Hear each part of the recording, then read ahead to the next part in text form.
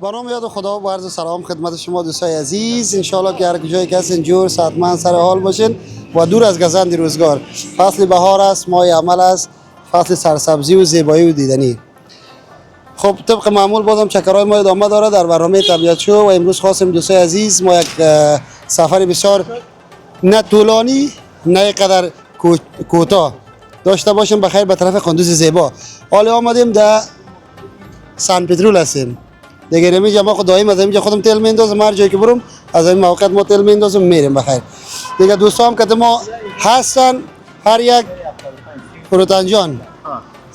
سلام دوستای عزیز، حالتون چطور است؟ بخیر است؟ زندگی بخیر میگذره ان شاء الله، صحت سلامت باشین.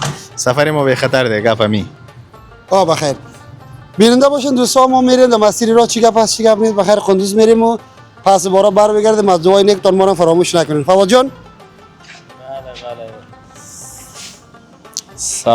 سلام به همه طبیعت دوستای عزیز. انشالله خوب و صحتمند و سرحال باشین. سال نوتان مبارک باشه. انشالله که یک سال پر از خوشی و شادمانی همه شما داشته باشین دوستان. امروز بخیر قصد کردیم که بریم یک قندوز و قندوز از نزدیک دیدن کنیم و تصویرهایش هم با شما دوستا شریک بسازیم. در این سفر با ما همراه باشین. بله و انشالله طبیعت‌های ناب تقدیم شما میکنیم. با ما همراه باشین.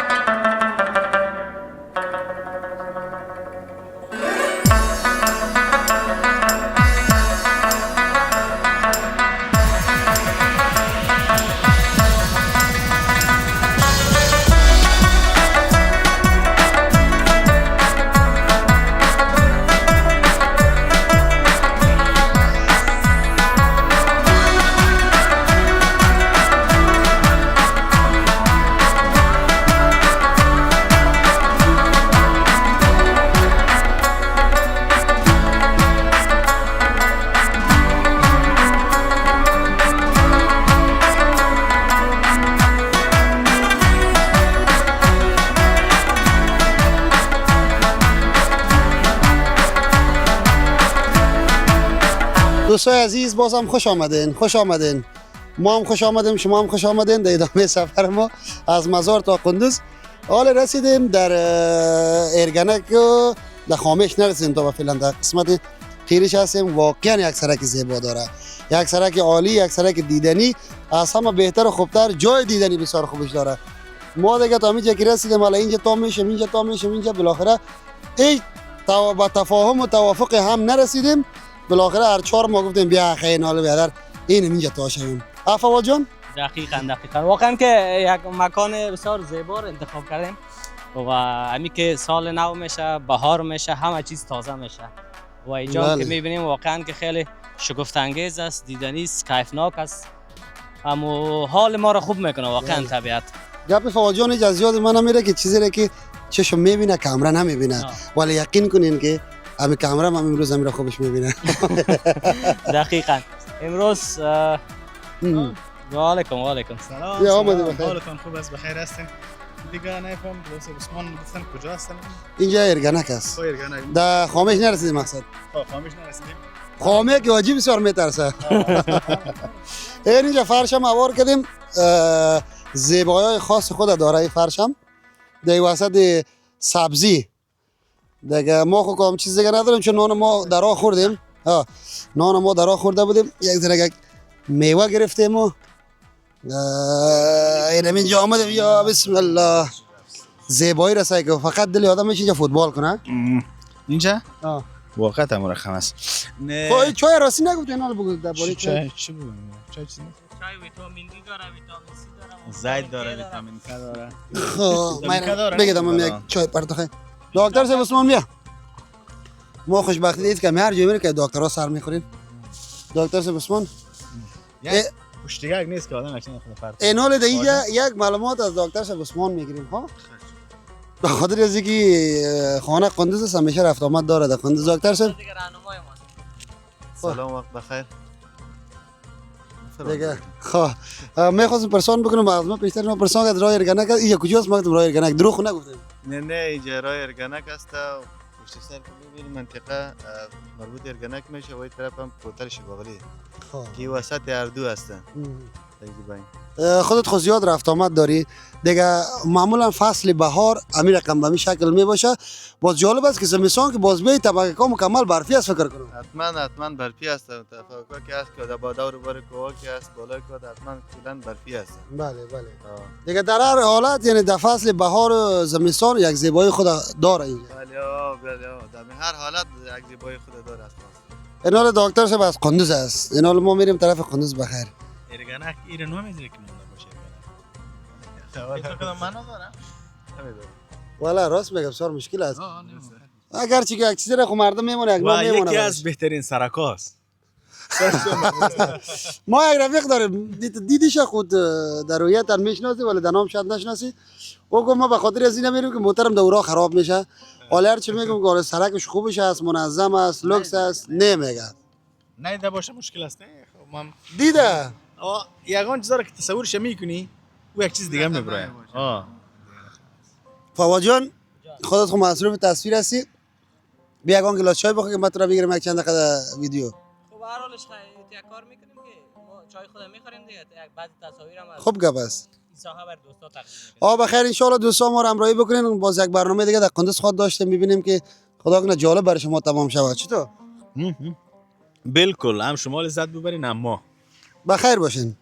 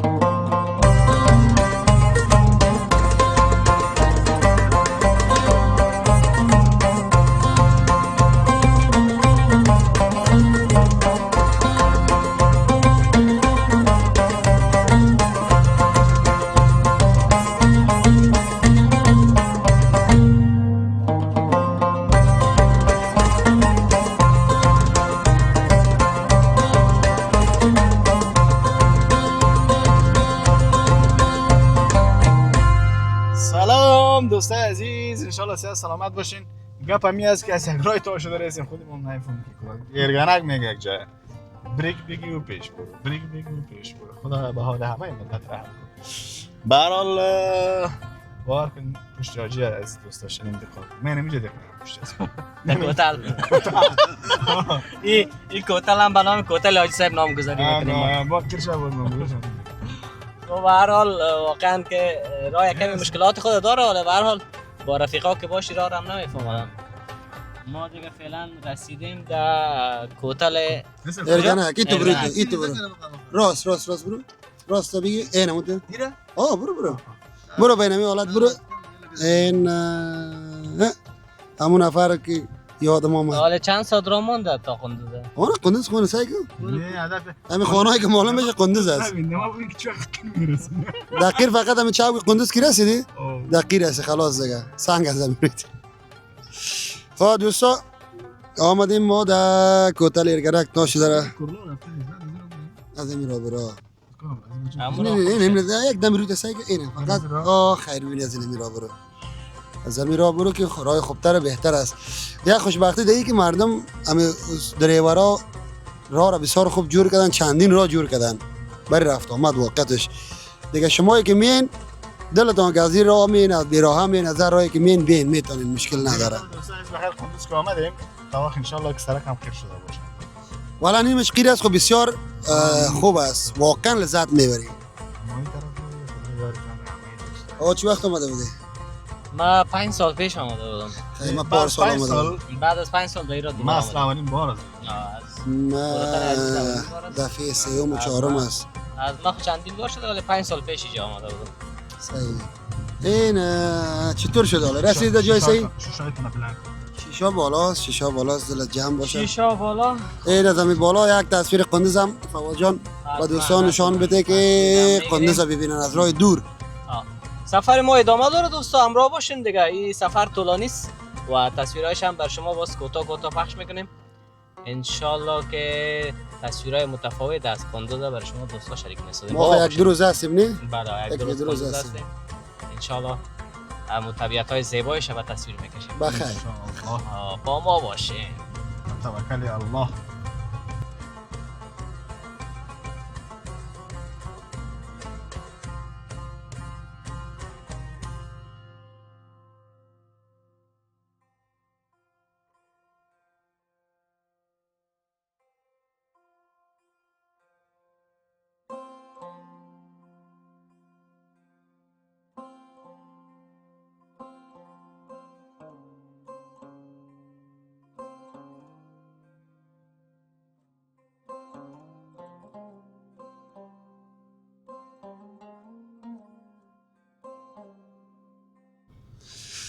دوستای عزیز رسیدیم به شهر زیبای قندوز زیبا دیگه.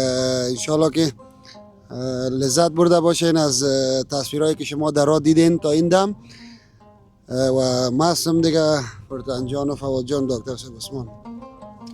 بله فعلا ما رسیدیم در چهاردره قندوز، یک از ولسوالی‌های زیبای قندوز است که انشالله در برنامه بعدی تصویرهایش با شما دوستا از این ساحه هم نشر میکنیم. و فعلا قسمت اول سفر ما یا گردش ما بگویم همینجا خاتمه میابه و تا برنامه بعد همه تونه به الله یکتا میسپاریم. همراه طبیعت شو باشین، لایک کنین، سابسکرایب کنین. فروتان جان سلام ګرانو دوستانو. چهاردره ولسوالي ډیر شنه ولسوالي ده، واقعا ډیر شنه ولسوالي ده. هغه دوستان چې نه راغلي او سړک هم قیر دی، نو کولای سي راسي بیل دي چې مشکلي. بس د خدای په امان تاسو به تصویرونه وګورئ ان شاء الله. دا بالکل یو شنه ولسوالي ده. دا ګورئ شو وخت ولري. بله منتظر برنامه بعدی ما باشین. خدا نگهدار. خدا حافظ شما دوستا.